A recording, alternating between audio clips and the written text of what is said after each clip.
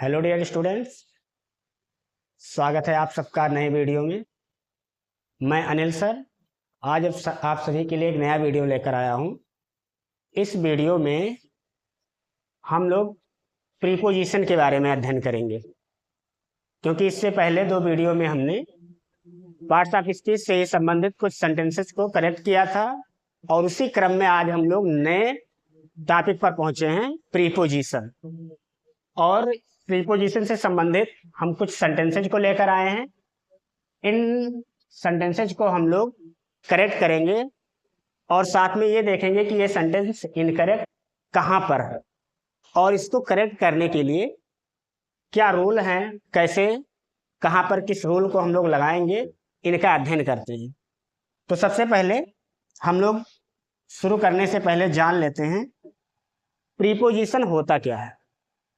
देखिए, प्रीपोजिशन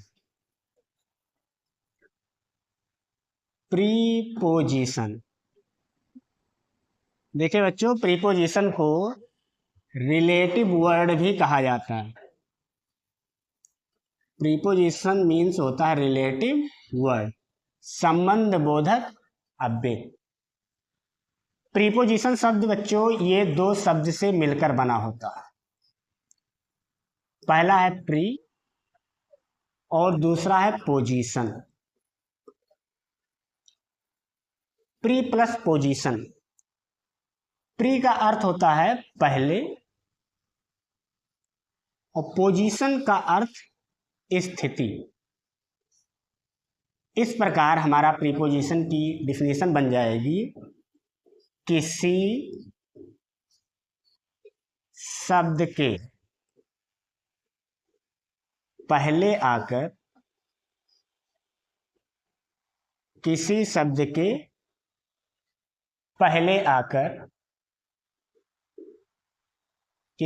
के पहले आकर उसकी पोजीशन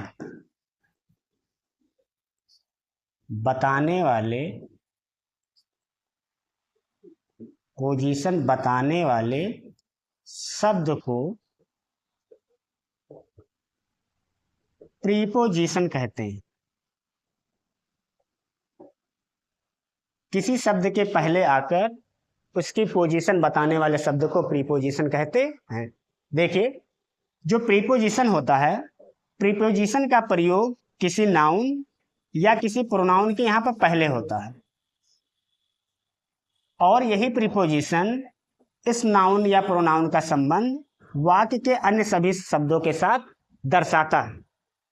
इसीलिए कहा गया कि किसी शब्द के पहले आकर उसकी पोजीशन बताने वाले शब्द को क्या कहते हैं? Preposition. Preposition is a relative word. Preposition को क्या कहा जाता है? Relative word. प्रीपोजिशन एक रिलेटिव वर्ड है। अब कुछ महत्वपूर्ण प्रीपोजिशंस हैं जिनका प्रयोग करके हम इन वाक्यों को क्या करेंगे? शुद्ध करेंगे, इन वाक्यों को सही करेंगे। तो चलिए हम लोग पहला सेंटेंस लेते हैं। पहला सेंटेंस है हमारा, divide these bananas among Ravi and Mohan. ये है हमारा पहला sentence. Divide these bananas among Ravi and Mohan. देखिए बच्चों, प्रीपोजिशन है बिटवीन, एक और है एमंग, और एक प्रीपोजिशन इसी से रिलेटेड है एमंगस्ट। इन तीनों के प्रयोग में हम लोग अंतर को सीखेंगे और हम इस वाक्य को करेक्ट करेंगे। देखिए बच्चों, बिटवीन का प्रयोग दो के लिए होता है। दो के बीच के लिए बिटवीन, दो के बीच के लिए बिटवीन, और दो से अधिक के लिए, दो से अधिक के लिए एमंग, तथा बहुत संख्या के लिए, बहुत संख्या के लिए एमंगस्ट का प्रयोग किया जाता है। मतलब अगर हमें के बीच की अंग्रेजी लिखनी हो और अगर हमारे पास दो लोग हो तो दो लोगों के बीच के लिए बिटवीन, और दो से अगर तीन चार हैं तब के बीच की अंग्रेजी क्या लिखा जाएगा, एमंग। और जब संख्या बहुत ज्यादा होगी तब के बीच की अंग्रेजी क्या लिखी जाएगी, एमंग्स। अब देखिए बच्चों, यहां जो हमारा पहला सेंटेंस है कि divide these bananas among Ravi and Mohan, यहां पर केवल दो लोग हैं, रवि और मोहन। इन दोनों के बीच हमें बनानाज को क्या करना था, बांटना था। तो जब दो लोगों की बात होती है तब हम लोग किसका यूज करते हैं, बिटवीन का। तो हमारा पहला सेंटेंस करेक्ट होकर के बनेगा, first sentence, divide these bananas between Ravi and Mohan. ये सेंटेंस हमारा करेक्ट हो चुका है। ये बहुत इंपॉर्टेंट है, ध्यान रखिएगा। अक्सर करके बोर्ड एग्जाम्स में भी और अन्य प्रतियोगी परीक्षाओं में भी इससे संबंधित प्रश्न आते रहते हैं। तो इसका सभी लोग ध्यान रखेंगे कि दो के बीच के लिए बिटवीन का यूज किया जाएगा, दो से अगर ज्यादा है तो एमंग का यूज करेंगे, और अगर संख्या बहुत ज्यादा है वहां पे एमंगस्ट का यूज किया जाएगा। अब हम लोग चलते हैं अगले सेंटेंस पर। अगला सेंटेंस है, the merchant divided his property between his four sons. इसी नियम का है जो नियम अभी हम लोगों ने ये तीनों के यूज के बारे में पढ़ा है, सेम वही मिस्टेक इस वाक्य में भी हो। देखिए कहाँ मिस्टेक है। ये जो सेंटेंस है लिखा है, मर्चेंट व्यापारी ने, डिवाइडेड बांट दिया, हिज प्रॉपर्टी अपने संपदा को, अपने धन को, बिटवीन के बीच, हिज अपने फोर चार सन्स पुत्रों के, व्यापारी ने अपने चार पुत्रों के बीच अपने धन को क्या किया, बांट दिया। अब यहां पर हमें देखना है व्यापारी ने अपने चार पुत्रों के बीच धन को बांटा है, यानी संख्या दो से क्या है, ज्यादा है। और जब दो से ज्यादा होती है तो के बीच की अंग्रेजी हमें क्या लिखनी चाहिए, एमंग। तो हमें यहां पर मिस्टेक मिल चुकी है। अब दूसरा सेंटेंस भी हमारा करेक्ट हो गया। दूसरा सेंटेंस करेक्ट होकर के बनाएंगे तो बनकर तैयार होगा सेकेंड सेंटेंस, द मर्चेंट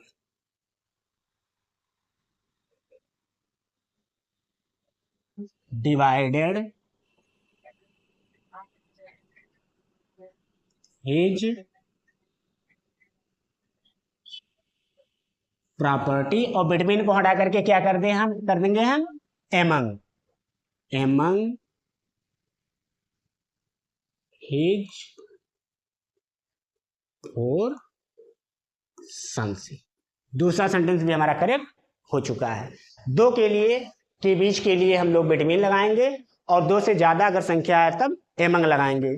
यहां पर एमंग का यूज क्यों हुआ, क्योंकि व्यापारी ने चार पुत्रों के बीच अपनी संपदा को क्या किया है, बांटा है, इसलिए बिटवीन को हटा करके यहां पर हम लोग क्या कर देंगे, एमंग। बस हमारा सेंटेंस इनकरेक्ट से करेक्ट हो जाएगा। अगले सेंटेंस थर्ड पर बढ़ते हैं। तीसरा सेंटेंस है, the Rajputs were brave but they fought among themselves. देखिए बच्चों, इस सेंटेंस को यहां पे आया एमंग। अभी एमंग के बारे में हम लोगों ने पढ़ा कि एमंग का प्रयोग दो से ज्यादा के लिए किया जाता है।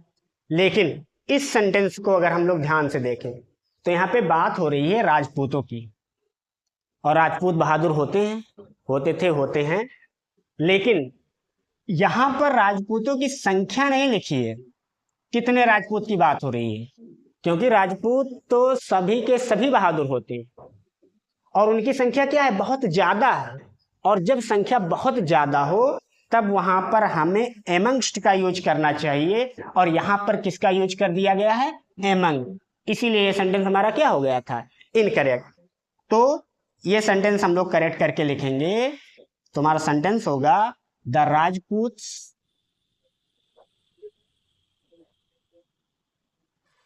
वर brave but they thought amongst themselves। ये भी सेंटेंस हमारा करेक्ट हो चुका है। एक बार फिर से रिवीजन कर लें। अगर दो के बीच की बात है तब हम लोग बिटवीन का यूज करेंगे, और अगर दो से ज्यादा की बात है तो हम लोग एमंग का यूज करेंगे, और जब संख्या बहुत अधिक हो, बहुत ज्यादा हो, उस जगह पर हम एमंगस्ट का यूज करेंगे और हमारा सेंटेंस क्या हो जाएगा, करेक्ट हो जाएगा। अब इसके बाद हम अगले सेंटेंस पर बढ़ते हैं। अगला सेंटेंस है for the boy jumped in the river. Sentence क्या है, the boy jumped in the river. देखिए बच्चों, इसके साथ एक प्रीपोजिशन और ले लेते हैं। यहां पर प्रीपोजिशन का यूज हुआ है इन। किसका यूज हुआ है, इन, ये इन, और साथ में एक प्रीपोजिशन इसके और हम ले लेते हैं इनटू। हिंदी अगर देखा जाए तो दोनों की हिंदी जी में से ही निकलती है। अब यहां पर हम लोग दोनों में अंतर पता करेंगे कि कहां पर इनका यूज किया जाएगा, कहां पे इनटू का यूज किया जाएगा। देखिए, स्थिर में रहने के लिए, स्थिर में रहने के लिए इन, तथा गतिमान में रहने के लिए इनटू का यूज किया जाता है। यानी कि इन का प्रयोग स्थिरता दिखाता है और इनटू का प्रयोग गति को दर्शाता है। अब इस वाक्य में अगर देखें तो लिखा है द बॉय, लड़का, जंप्ड, कूदा। मान लीजिए ये लड़का हो गया और ये बह रही है कहा, नदी, और जब ये लड़का नदी में कूदा है तो ये क्या दर्शा रहा है, गति को। ये गति करता हुआ गया, और जब गति करते हुए कोई चीज जाती है तब वहां पे में की अंग्रेजी क्या लिखनी चाहिए, इनटू। एक जगह पर और देख लेते हैं, इनटू का प्रयोग रूप परिवर्तन के लिए भी होता है। अगर किसी चीज का रूप परिवर्तन हो रहा है वहां पर भी इनटू का प्रयोग होता है। जैसे हम लोग लिखते हैं कि change into passive voice, change into passive voice. अब यहां पर सेंटेंस का क्या हो रहा है, रूप बदल रहा है, यानी एक्टिव सेंटेंस क्या बदल रहा है, पैसिव, तो इसलिए किसका प्रयोग होगा, इनटू। यानी इनटू का प्रयोग उस स्थिति में किया जाएगा जहां पर क्या दर्शाई जाएगी, गति, और इन का प्रयोग उस जगह पर किया जाएगा जहां स्थिरता दर्शाई जाए। इनका प्रयोग में और इनका प्रयोग अंदर, दोनों के अर्थ में होता है। जैसे बोला जाता है मैं आई कम इन सर, क्या मैं अंदर आ सकता हूं सर, तो इनका प्रयोग स्थिरता के लिए और इनटू का प्रयोग गति दर्शाने के लिए होता है। तो यहाँ पर जो लड़का है ये गति दर्शा रहा है, गति करते हुए नदी में कूदा है, तो यहाँ पर इनको हटा करके हम क्या कर देंगे, इनटू। तो ये करेक्ट सेंटेंस हमारा हो जाएगा the boy jumped into the river. ये सेंटेंस हमारा करेक्ट हो चुका है। The boy jumped into the river, यानी इन का प्रयोग तब किया जाता है जब स्थिरता दर्शानी हो, और इनटू का प्रयोग तब किया जाता है जब गति दर्शाना हो। अगले सेंटेंस पर बढ़ते हैं। अगला सेंटेंस है हमारा 5वें नंबर का, my mother is sitting into the room. देखिए बच्चों, इन और इनटू, इसके ऊपर वाले सेंटेंस में आया था इन, और नीचे वाले सेंटेंस में आया है इनटू, और यहाँ पे लिखा है माई मदर, मेरी माँ, इज सिटिंग, बैठी हुई है, इनटू द रूम, कमरे में। अब कमरे में बैठी है, कमरे के अंदर बैठी है, तो ये क्या दर्शा रहा है, स्थिरता, और जब स्थिरता दर्शा रहा है तो ऐसे वाक्यों में इन का यूज होना चाहिए। तो इसको करेक्ट करने के लिए हम इनटू को हटा करके क्या कर दें, इन। बस ये सेंटेंस भी हमारा करेक्ट हो जाए, तो ये करेक्ट सेंटेंस बनेगा my mother is sitting in the room. ये सेंटेंस भी हमारा करेक्ट हो गया है। इनटू का प्रयोग गति के लिए होगा और इन का प्रयोग स्थिरता के लिए होगा। स्थिर अगर कोई चीज है वहां पे होगा। अब बढ़ते हैं अगले सेंटेंस पर। अगला सेंटेंस है छठवां। The lion was killed with the hunter. The lion was killed with the hunter. अब यहां पर देखते हैं, यहां पे यूज हुआ है प्रीपोजिशन विद। इसका विद देखते हैं कि विद का प्रयोग होता कहां पे है। देखिए बच्चों, रूल है इसके लिए कि जब कोई कार्य किसी व्यक्ति द्वारा, जब कोई कार्य किसी व्यक्ति द्वारा, व्यक्ति मतलब एजेंट द्वारा, जब कोई कार्य किसी व्यक्ति द्वारा होती है तब बाई का यूज किया जाता है, तब बाई का प्रयोग करते हैं। तथा जब कोई कार्य किसी यंत्र, इंस्ट्रूमेंट, यंत्र से होता है तब, या यंत्र की सहायता से किया जाता है तब, ऐसे सेंटेंसेज में विद का प्रयोग करते हैं। विद का प्रयोग करते हैं। और यहां पर देखिए, द लायन शेर को वाज किल्ड, मार दिया गया विद द हंटर। ये हंटर क्या है? एजेंट है। एक क्या है? व्यक्ति है। तो यहाँ पर लायन को मारने का काम एजेंट व्यक्ति कर रहा है, इसलिए यहाँ पे विद नहीं होना चाहिए। क्या होना चाहिए? बाय। बस ये सेंटेंस हमारा करेक्ट हो जाएगा। तो इस सेंटेंस को करेक्ट करेंगे। अब ध्यान रखिएगा कि जब कोई कार्य किसी व्यक्ति द्वारा होता है तब वहां पे बाय का प्रयोग करते हैं, और जब कोई कार्य किसी यंत्र की सहायता से होता है वहां पे विद का प्रयोग करते हैं। तो ये सेंटेंस अब हमारा करेक्ट होने ही वाला है। तो ये सेंटेंस हमारा करेक्ट होकर के बनेगा the lion was killed by the hunter. ये करेक्ट हो चुका है। ये सेंटेंस बच्चों पैसिव वॉइस में है, और आपको पता ही है पैसिव वॉइस में बाय का यूज होता ही होता है। नेक्स्ट सेंटेंस है सी कट। उसने काट लिया हर फिंगर, अपनी उंगली को। यहाँ पे देखिएगा बच्चों, थोड़ा टाइपिंग मिस्टेक हो गया, ये सो नहीं रहना चाहिए, बाय ही रहना चाहिए। लिख लेते हैं इस सेंटेंस को यहाँ पे हम दोबारा सही कर 7वें नंबर पर। सी कट, काट लिया हर फिंगर, अपनी उंगली को। इसके बाद सो हटा देंगे वहां से, बाय अ नाइफ। ये इनकरेक्ट वाला सेंटेंस है, इसको करेक्ट करेंगे। देखिए बच्चों, वही बाई और इन वाला यूज, बाई और विद वाला यूज, सॉरी। बाई का प्रयोग तब किया जाता है जब कोई कार्य किसी यंत्र की सहायता से किया जाए, किसी इंस्ट्रूमेंट की सहायता से किया जाए। और यहां पर जो ये सी है, उसने अपनी उंगली को क्या किया है? काट लिया है। किससे? चाकू से, नाइफ से। और ये नाइफ एक क्या है? ये एक यंत्र है, इंस्ट्रूमेंट है काटने वाला। यानी कि इसने काटने का जो काम किया है एक यंत्र की मदद से किया है। और जब कोई कार्य किसी यंत्र की मदद से होता है तो वहां पे विद का यूज करते हैं। तो इस सेंटेंस में हमें पता चल गया इनकरेक्ट कहां पर है। हम लोग इस बाय को हटा करके क्या कर देंगे? विद।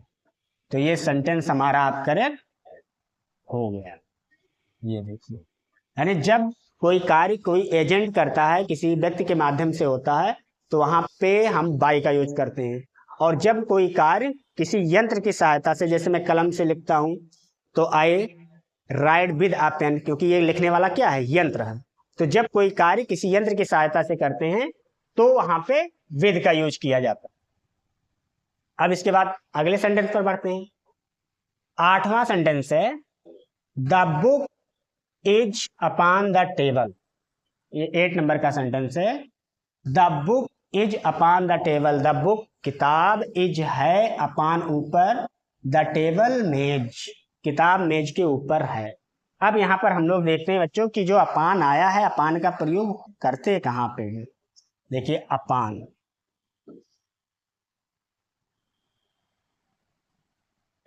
देखिए इसके लिए रूल क्या है। देखिए जब कोई चीज या कोई वस्तु, चीज, जब कोई चीज किसी के ऊपर स्पर्श, स्पर्श मीन छूते हो, जब कोई चीज किसी के ऊपर स्पर्श करती हुई गतिमान दशा में, गतिमान दशा में हो, सॉरी, जब कोई चीज किसी के ऊपर स्पर्श करती हुई, गतिमान नहीं होना चाहिए बच्चों, यहाँ पे स्थिर कर देते हैं। जब कोई चीज किसी के ऊपर स्पर्श करती हुई स्थिर दशा में हो, तब आन का प्रयोग, तब आन का प्रयोग करते हैं, तथा गतिमान दशा में होने पर अपान का प्रयोग होता है। ये कहने का मतलब है कि जब कोई वस्तु हो, कोई चीज हो, किसी के ऊपर रखी हो और अगर वो स्पर्श कर रही हो, छू भी रही हो और स्थिर दशा में हो, तब ऊपर या पर की अंग्रेजी क्या लिखते हैं, ऑन। और जब कोई चीज किसी के ऊपर हो और अगर गति में, हलचल में है, तब ऊपर की अंग्रेजी क्या लिखी जाती है, अपान। और यहां पर अगर हम लोग देखें तो जो बुक है वो मेज के क्या है, ऊपर है, यानी किताब मेज के क्या है, ऊपर है, और किताब मेज को टच कर रही है, मेज को छू रही है, और किताब रुकी भी है, तो इसलिए ऊपर की अंग्रेजी क्या होनी चाहिए, ऑन। जैसे ये हो गया, मान लेते हैं हमारा टेबल, और इस टेबल के ऊपर ये क्या रखी हुई है, ये रखी हुई है बुक। तो ये बुक इस टेबल को छू रही है, ये बुक इस टेबल को क्या कर रही है, छू रही है, और ये बुक क्या है, स्थिर है। तो जब कोई चीज किसी के ऊपर हो, स्थिर दशा में हो, तब वहां पे किसका यूज किया जाता है, आन का यूज करते हैं। तो यहां पर अपान को हटा करके 8वें सेंटेंस में हम लोग क्या कर लेंगे, ऑन, बचे सेंटेंस हमारा करेक्ट हो जाएगा। तो करेक्ट सेंटेंस बनेगा the book is on the table. ये सेंटेंस हमारा करेक्ट हो गया। यानी जब कोई चीज किसी के ऊपर हो, स्थिर हो, छू रही हो, तो वहां पर किसका यूज करते हैं, ऑन का। जैसे ये हो गया हमारा हाथ, ये हो गया पेन। अब ये पेन इस हाथ के ऊपर है, छू रहा है और स्थिर है, तो किसका यूज करेंगे, ऑन का यूज करेंगे। और गति दर्शा रहा है, तब अपान का यूज करेंगे। जैसे कहा गया कि the cat jumped upon the table, बिल्ली मेज पर कूदी। अब कूदी है तो ये क्या दर्शा रहा है, गति को, इसलिए यहां पर अपान का यूज किया जाएगा। इसके बाद अब अगला सेंटेंस लेते हैं। अगला सेंटेंस है 9 नंबर का, I bought a radio in 400 rupees. I bought मैंने खरीदा, अ रेडियो एक रेडियो को, इनमें 400 रुपीज 400 रुपए में। तो यहाँ पे प्रीपोजिशन क्या आया है बच्चों, इन। अब हम लोग देखते हैं यहाँ पर खरीदने की बात हो रही है कि मैंने 400 रुपए में एक रेडियो खरीदा है। तो इसके लिए रूल देखते हैं कि खरीदने और बेचने के लिए रूल क्या लगाते हैं। तो 9th सेंटेंस के लिए रूल है खरीदने तथा बेचने, खरीदने तथा बेचने के लिए फॉर का प्रयोग करते हैं। यानी अगर हम लोग कोई चीज खरीद रहे हैं या कोई चीज बेच रहे हैं तो ऐसे सेंटेंसेस में प्रीपोजिशन फॉर का प्रयोग होता है। तो और इस सेंटेंस में लिख क्या दिया गया है, इन, तो यहीं पर इन क्या है, इनकरेक्ट है। तो ये सेंटेंस हमारा करेक्ट होकर के बनेगा आई, 9th सेंटेंस, आई मैंने बॉट खरीदा अ रेडियो फॉर 400 रुपीज। ये ध्यान रखेंगे बच्चों, अगर कोई चीज़ खरीदने या बेचने की बात होती है तो ऐसे वाक्यों में फार का प्रयोग किया जाता है। जबकि हम हिंदी देखेंगे तो हिंदी में ही लिखा रहेगा। जैसे मैंने 10 रुपये में पेन खरीदा या 10 रुपये का पेन खरीदा या मैंने 15 रुपये में अपना पेन बेच दिया। तो चाहे खरीदने की बात हो चाहे बेचने की बात हो, खरीदने और बेचने के लिए हमेशा फार का ही यूज करते हैं। क्योंकि इसमें क्या है, इसमें क्या अदला बदली होती है। हमने पैसा दिया और बदले में उसने सामान हमें दिया, तो यहाँ पर एक्सचेंज हो रहा है। यानी किसी चीज को देकर कोई चीज क्या कर मिल रहा है। तो जब कोई चीज एक्सचेंज होती है या खरीदी जाती है, बेची जाती है, तब हम वहां पर किसका प्रयोग करते हैं, फार का। तो ये सेंटेंस अब हमारा 9th करेक्ट हो चुका है। I bought a radio for 400 rupees. अब नेक्स्ट सेंटेंस लेते हैं 10वां सेंटेंस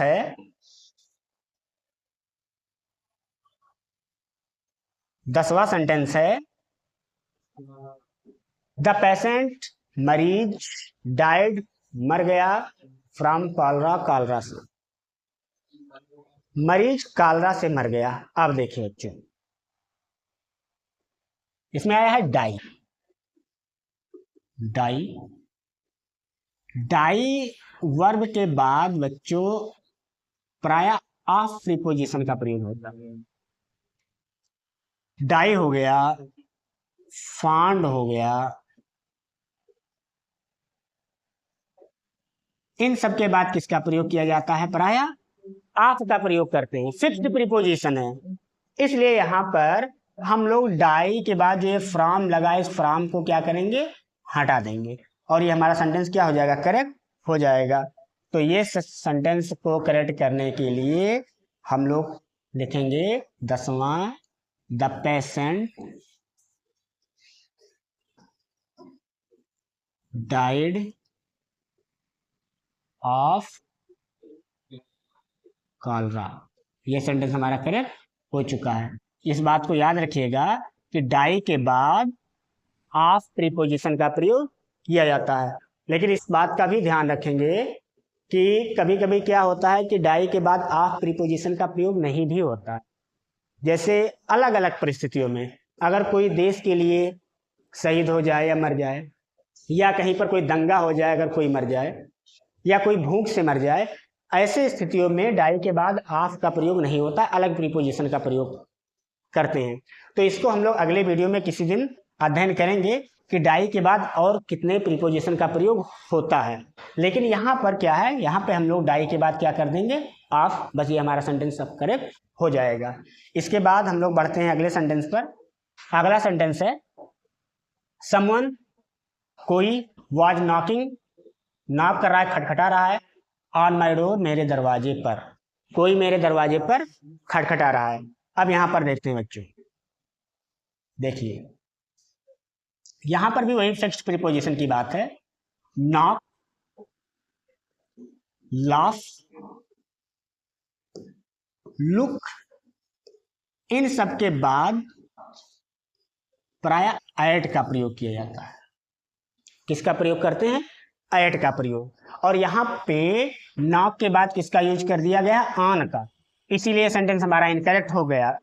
तो इस सेंटेंस को करेक्ट करके हम लोग क्या कर देंगे, नॉक के बाद किसका यूज कर देंगे, एट। बस ये सेंटेंस हमारा करेक्ट हो जाएगा। तो ये सेंटेंस हमारा करेक्ट होकर के बनेगा someone was knocking at my door। ये भी सेंटेंस हमारा करेक्ट हो चुका है। इसका ध्यान रखिएगा कि लुक, लाफ, नॉक, इन सब के बाद अक्सर एट प्रीपोजिशन का प्रयोग होता है। अगला सेंटेंस है, अगला सेंटेंस इंपॉर्टेंट है कुछ ज्यादा ही, क्योंकि ये क्लास 12 के बोर्ड एग्जाम में कई बार पूछा भी गया है। देखिए बच्चों, इसमें है सेंटेंस कि माय ब्रदर, मेरा भाई, इज गुड, अच्छा है, इन इंग्लिश, इंग्लिश में, मेरा भाई इंग्लिश में अच्छा है। तो देखिए बच्चों, इसके लिए रूल है, ये रूल बहुत सिंपल है, याद रखिएगा कि जब कोई किसी विषय में या किसी चीज में, विषय में अच्छा हो, क्या हो, अच्छा हो, तब गुड के साथ एट, यानी गुड एट, तथा कमजोर हो, कोई विषय हो या किसी चीज में कमजोर हो, तब वीक इन, यानी वीक के साथ इन का प्रयोग करते हैं। ये रूल याद रखिएगा, प्रयोग करते हैं। यानी अगर कोई किसी विषय में या किसी भी चीज में, किसी काम में माहिर है, अच्छा है, तो गुड के साथ हमेशा एट लगेगा। और अगर कोई चीज में, किसी चीज में कोई विषय हो या किसी काम में कोई कमजोर है, तो वीक के साथ इन का यूज करते हैं। और यहाँ पे गुड है तो इसके बाद किसका यूज होना चाहिए, एट, क्योंकि वो इंग्लिश में क्या है, अच्छा है। तो ये सेंटेंस अब हमारा करेक्ट होकर के बनेगा 12वां नंबर का कि my brother, my brother is good at English. ये ध्यान रखिएगा कि गुड के साथ एट और वीक के साथ इन का यूज करते हैं। ध्यान रखिएगा कि गुड के साथ एट और वीक के साथ इन का यूज करते हैं। अगला सेंटेंस हम लेते हैं 13। The cat is running after the rat. The cat, बिल्ली, इज रनिंग, भाग रही है, दौड़ रही है, आफ्टर द रैट, चूहे के पीछे। अब यहां पर देखते हैं कि इसमें गलत कहाँ है। देखिए पहले रूल देखते हैं, ये 13 नंबर सेंटेंस के लिए है। देखिए रूल है कि जब कोई चीज किसी के पीछे, जब कोई चीज किसी के पीछे गतिमान दशा में, गतिमान दशा में हो, तब आफ्टर का प्रयोग, गतिमान दशा में हो तब आफ्टर का प्रयोग, तथा स्थिर दशा में हो तब बिहाइंड का प्रयोग करते हैं। ये है हमारा रूल। यानी अगर कोई चीज किसी के पीछे है, गति कर रही है, तब वहां पर पीछे की अंग्रेजी क्या लिखी जाएगी, आफ्टर। और अगर कोई चीज है किसी के पीछे है और अगर स्थिर दशा में है, तब पीछे की अंग्रेजी क्या लिखेंगे, बिहाइंड। इस हिसाब से देखा जाए तो ये टाइपिंग मिस्टेक हो गई है बच्चों। ये सेंटेंस हमारा करेक्ट ही लिखा है, ये सेंटेंस हमारा क्या है, करेक्ट ही लिखा है। ये आफ्टर, ये सेंटेंस करेक्ट है। लेकिन फिर भी आप रूल जान लीजिए। रूल है कि जैसे मान लेते हैं समझने के लिए, ये हो गया कोई कार, ये हो गया एक कार, ये ऐसे से चल रही है आगे की, और इस कार के पीछे ये हो गया, मान लेते हैं है नहीं, क्योंकि लग नहीं रहा है उस तरीके से। ये हो गया बस, ये क्या हो गया बस, और ये एक हो गया क्या, कार। ये कार आगे आगे चल रही है, ये बस इसके पीछे पीछे चल रहा है। और जब कोई चीज किसी के पीछे हो और दोनों क्या हो, गतिमान दशा में गति कर रहे हो, तब पीछे की अंग्रेजी क्या लिखते हैं, आफ्टर। वहां पर किसका प्रयोग किया जाएगा, आफ्टर का। और अगर कोई चीज किसी के पीछे हो, अगर कोई चीज किसी के पीछे हो, जैसे ये हो गया एक पेड़, ये हो गया एक पेड़, और इसके पीछे मान लो कोई खड़ा है यहाँ पे। अब ये पेड़ ये क्या है, ये स्थिर है, रुका है, और इसके पीछे जो खड़ा है वो भी क्या है, स्थिर है, रुका है। तो जब कोई चीज किसी के पीछे हो और स्थिर दशा में हो, तब पीछे के लिए बिहाइंड का यूज करते हैं। तो यहाँ पे किसका यूज होगा, बिहाइंड का। और जब कोई चीज किसी के पीछे हो और चल रही हो, गतिमान दशा में गति को दर्शा रही हो, तब वहां पे यूज होता है आफ्टर का। तो ये सेंटेंस हमारा पहले से ही करेक्ट था, क्योंकि द कैट, बिल्ली इज रनिंग, दौड़ रही है, आफ्टर पीछे द रैट, चूहे के। बिल्ली पीछे के, बिल्ली चूहे के पीछे क्या कर रही है, दौड़ रही है। तो ये सेंटेंस को हम लोग वैसे ही लिख देंगे। लेकिन ये रूल आप याद रखिएगा कि जब कोई चीज किसी के पीछे हो, गति कर रही हो, तो वहां पे आफ्टर का यूज करते हैं, इसलिए यहाँ पे आफ्टर का यूज किया गया है।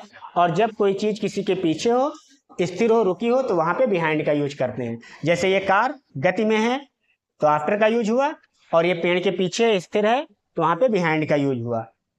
तो ये सेंटेंस हमारा पहले से ही करेक्ट था। चलिए अगला सेंटेंस लेते हैं, 14।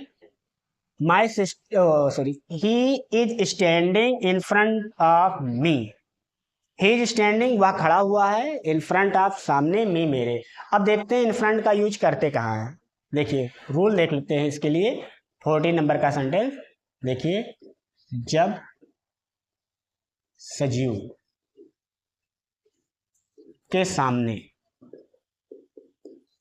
जब सजीव के सामने हो, तब बिफोर का प्रयोग, तथा निर्जीव, तथा निर्जीव के सामने, निर्जीव के सामने के लिए इन फ्रंट ऑफ का प्रयोग करते हैं। है ना आसान। यानी जब सजीव के सामने हो तो वहां पे सामने की अंग्रेजी क्या लिखनी चाहिए, बिफोर। और जब निर्जीव के सामने हो तो सामने की अंग्रेजी क्या लिखनी चाहिए, इन फ्रंट ऑफ। और यहाँ पर देखिए, ही इज, वह खड़ा है, ही इज स्टैंडिंग, वह खड़ा है, इन फ्रंट ऑफ, सामने, मी, मेरे। अब देखिए ये वह भी सजीव और मैं भी क्या, सजीव। तो सजीव, सजीव के सामने, इसलिए सामने की अंग्रेजी क्या होनी चाहिए, इन फ्रंट ऑफ नहीं, बिफोर। बस ये सेंटेंस हमारा करेक्ट हो जाएगा। याद रखिएगा, सजीव के सामने के लिए बिफोर और निर्जीव के सामने के लिए इन फ्रंट ऑफ का प्रयोग किया जाता है। तो ये सेंटेंस हमारा करेक्ट होकर के बनेगा, ही इज स्टैंडिंग बिफोर मी। ये सेंटेंस करेक्ट हो चुका है, क्योंकि ये क्या है, सजीव, और ये भी क्या है, सजीव।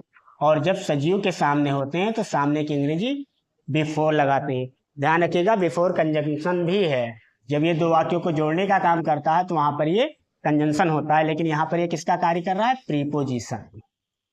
अगला सेंटेंस लेते हैं, 15। My ring is made from gold. My ring, मेरी अंगूठी, इज मेड, बनी हुई है, फ्रॉम गोल्ड, सोने से। देखिए 15, देखिए बच्चों, जब कोई चीज हो या कोई वस्तु हो, जब कोई वस्तु किसी वस्तु से क्या हो, बनी हो, यानी जब कोई चीज किसी चीज से क्या हो, बनी हो, और उसके गुण, उसके रूप में क्या हो, परिवर्तन हो, उसकी क्वालिटी क्या हो, बदल जाए, वहां पे फ्रॉम का यूज करते हैं। और अगर कोई वस्तु किसी चीज से बनी हो और उसके गुण उसके रूप में परिवर्तन ना हो, तब वहां पे ऑफ का प्रयोग करते हैं। और एक चीज इसके बाद एक और ध्यान रखिएगा कि अगर कोई चीज किसी देश में अगर बनी है तो वहां पर किसका यूज करते हैं? इन। जैसे made in China, made in India, made in Japan, यानी अगर कोई चीज किसी देश में बनी होती है तो वहां पे इन का यूज करते हैं। और अगर कोई चीज है किसी चीज से बनी हुई है और उसके रूप उसके गुणों में परिवर्तन नहीं है, तब वहां पे ऑफ का प्रयोग किया जाएगा। और कोई चीज अगर किसी चीज से बनी है, उसके पूरे गुण क्वालिटी में परिवर्तन है, तब वहां पर हम फ्रॉम का यूज करेंगे। अब यहां पर देखिए सेंटेंस है कि माई रिंग, मेरी अंगूठी, माई रिंग इज बनी हुई है, मेड ऑफ गोल्ड। अब देखिए जो गोल्ड है वो गोल्ड तो गोल्ड ही है, बस केवल उसका आकार तो बदल दिया गया है, उसके गुण कहाँ बदल रहे हैं। जैसे सोना है, बस वो अंगूठी का आकार उसे दे दिया गया है, तो यहाँ पर इसके गुणों में कोई परिवर्तन नहीं हो रहा है, यानी सोना क्या है? सोना ही है। तो इसलिए यहाँ पर किसका यूज होगा? ऑफ का यूज। जैसे लकड़ी, लकड़ी से दरवाजा बना है तो लकड़ी ही, बस केवल उसका क्या बदल दिया गया है? आकार, ढांचा बदल दिया गया है, तो वहां पर किसका यूज किया जाएगा? ऑफ का प्रयोग। लेकिन अगर कोई चीज है किसी चीज से बनी हुई है और उसके गुणों में क्या है? परिवर्तन है। जैसे मिल्क हो गया, अब मिल्क से मक्खन बन जाए, तो मक्खन और मिल्क इन दोनों की क्वालिटी में क्या है? बहुत डिफरेंस है, बहुत अंतर है। तो यहां पर किसका यूज किया जाएगा? फ्रॉम का यूज किया जाएगा। यानी जब कोई चीज किसी चीज से बनी होती है और उसके गुणों में परिवर्तन हो जाए पूरी तरीके से, तब वहां पे किसका यूज करेंगे? फ्रॉम। अब मिल्क और बटर में क्या है? बहुत डिफरेंस है, तो यहाँ पर किसका यूज किया जाएगा? फ्रॉम का। लेकिन अगर उसके गुणों में परिवर्तन नहीं हो रहा है, जैसे मेरी अंगूठी किससे बनी है? सोने से, तो सोना, मेरी अंगूठी भी है और सोना वैसे भी सोना है, तो यहाँ पर किसका यूज किया जाएगा? ऑफ का यूज किया जाएगा। इस तरीके से आज हम लोगों ने सिंटैक्स ऑफ प्रीपोजिशन के अंतर्गत 15 सेंटेंसेस को क्या किया? करेक्ट किया। ध्यान रखिएगा बच्चों, इस तरीके के प्रश्न बोर्ड एग्जाम में बहुत पूछे जाते हैं, अक्सर करके, खास करके प्रीपोजिशन से तो कुछ ज़्यादा ही पूछे जाते हैं। यहाँ पर कुछ सेंटेंसेस को करवाया गया, इनको देखिए और इनको समझिए, और आगे भी हम नए वीडियो में इसका अगला पार्ट लेकर आएंगे, जहाँ पर हम लोग कुछ और नए सेंटेंसेस को क्या करेंगे? करेक्ट करेंगे। कोशिश करेंगे कि प्रीपोजिशन से संबंधित उन वाक्यों को अगले वीडियो में लाया जाए जो प्रीवियस ईयर के बोर्ड एग्जाम में आ चुके हैं, उनको एक बार क्या करवाया जाए? करेक्ट करवाया जाए। धन्यवाद।